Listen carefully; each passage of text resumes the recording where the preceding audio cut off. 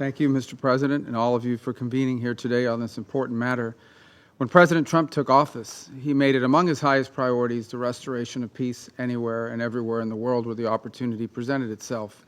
And it's met with great success in a number of places. We had a conflict between India and Pakistan, which was a very dangerous conflict, and one that he chose to engage in and was able to bring it to, be very involved in bringing it to a cessation of hostilities.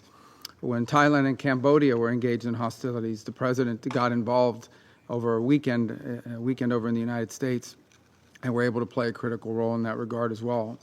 We are very grateful to some of the countries in this room that were helpful in that regard with the DRC and Rwanda, and work remains to be done. But again, a conflict that presents grave dangers and extraordinary humanitarian challenges.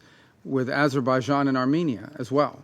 He has become involved, and we were able to sign an agreement at the White House very recently that hopefully prevents a future conflict which would prove costly and deadly. But the one that's proved to be an extraordinary challenge has been the war in Ukraine, between Russia and Ukraine. The president has worked on it tirelessly, has invested a tremendous amount of his own time, energy, and the highest levels of our government. We have had meetings in Turkey, meetings in Saudi Arabia, meetings in Alaska, countless phone calls, doing everything possible to bring this conflict to a resolution and to an end. A war that cannot end militarily. It will end at a negotiating table. That's where this war will end.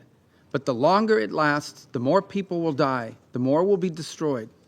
Some of the numbers we are seeing in the loss of life among military personnel, for example, on the Russian Federation side, are staggering.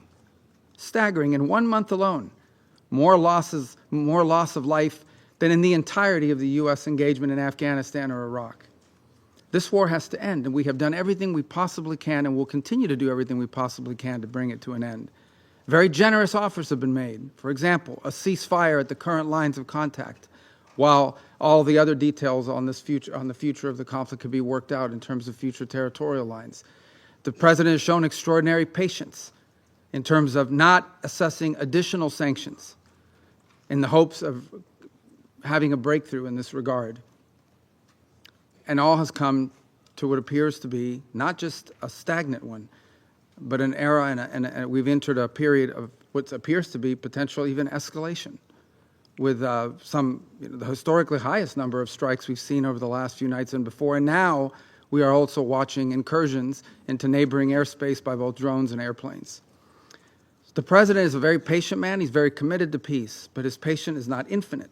And as he has said repeatedly, he has before him the opportunity and the options of imposing additional economic costs on the Russian Federation if necessary in order to bring this to an end. He also has before him the option, as he has already chosen to do in some circumstances, to sell defensive weaponry and potentially offensive weaponry so that Ukraine can defend itself from this assault by purchasing that weaponry. So I'm here to say to the Security Council, the United States remains as committed as it has ever been to a peaceful resolution to this dangerous conflict. But there will come a moment in which we will have to conclude that perhaps there is no interest in a peaceful resolution. And then the president has before him real options, which he intends to pursue, as he has made clear today in some of the messages he has put out. So I strongly urge the Security Council, the member states here, and those who are not part of this as well, to do everything in their power, and including the Russian Federation, to do everything within their power, and the Ukrainian side for that matter as well, but all sides, to bring this war to an end before it becomes something that will last another 3 or 4 years, lead to more destruction, both economic and at the same time a loss of life and loss of property and loss of futures. This war needs to end. But if it does not, if there is no path to peace in the short term, then the United States and President Donald J. Trump will take the steps necessary to impose costs for continued aggression. Thank you.